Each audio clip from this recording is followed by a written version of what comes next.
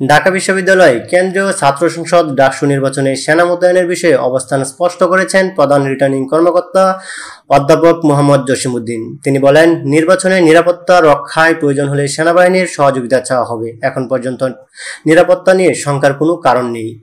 গত বৃহস্পতিবার বেলা 3:30টার দিকে বিশ্ববিদ্যালয়ের নবাব নওয়াব আলী চৌধুরী সিনেট ভবনে রিটার্নিং কার্যালয়ের সামনে এক ব্রিফিংয়ে সাংবাদিকদের প্রশ্নের জবাবে ডাকসু ও হল সংসদ নির্বাচনের প্রধান রিটার্নিং কর্মকর্তা এসব কথা বলেন।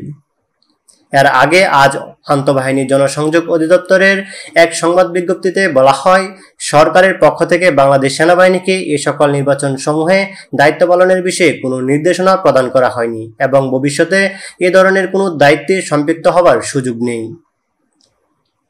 এ নিয়ে এক প্রশ্নের জবাবে প্রধান রিটার্নিং কর্মকর্তা জসিমউদ্দিন বলেন, নির্বাচনে সেনা মোতায়েনের বিষয়টি তারা পরিকল্পনায় রেখেছেন। যদি প্রয়োজন হয় বিশ্ববিদ্যালয় প্রশাসনের মাধ্যমে তারা এই সহযোগিতা চাইবেন।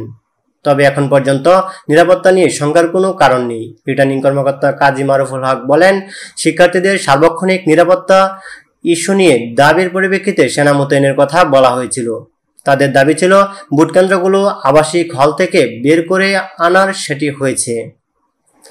মারুফুল হক আরও বলেন, একজন শিক্ষার্থীর সবকটি বুথ দিতে 8 মিনিট করে সময় লাগবে।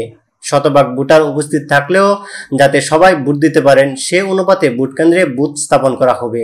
সবাই ভোট দিতে পারবেন, কোনো অনিয়ম হবে না, সবাই ভোট দিতে পারবেন। নির্বাচন নিয়ে কোনো রকম আশঙ্কা এই মুহূর্তে নেই।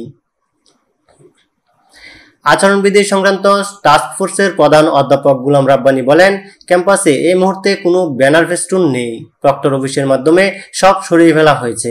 প্রার্থীরা হ্যান্ডবিল, লিফলেট বিতরণ করতে পারবেন, তারা সেটা করছেন। আচরণবিধি সংক্রান্ত টাস্ক ফোর্সের প্রধান বলেন, চারুকলায় আচরণবিধি লঙ্ঘনের অভিযোগ পাওয়া গিয়েছিল। সেটার পরিপ্রেক্ষিতে তদন্ত কমিটি গঠন করা হয়েছে। আজকের মধ্যেই তারা প্রতিবেদন দিবে। আজ সারাদিনে আচরণবিধি ভাঙার কোনো অভিযোগ তারা পাননি বলেও জানান তিনি। গোলাম রাব্বানী আরও বলেন, এর আগে ছাত্র শিক্ষক কেন্দ্রে গান বাজনা করে ইশতেহার প্রকাশের একটি অভিযোগ পেয়েছিলেন। ওই প্রার্থীকে কারণ দর্শাতে বলা হয়েছিল। জবাব পাওয়ার পর তাকে সতর্ক করে দেওয়া হয়েছে। আবার এমন ঘটনা ঘটলে শাস্তিমূলক ব্যবস্থা নেওয়া হবে।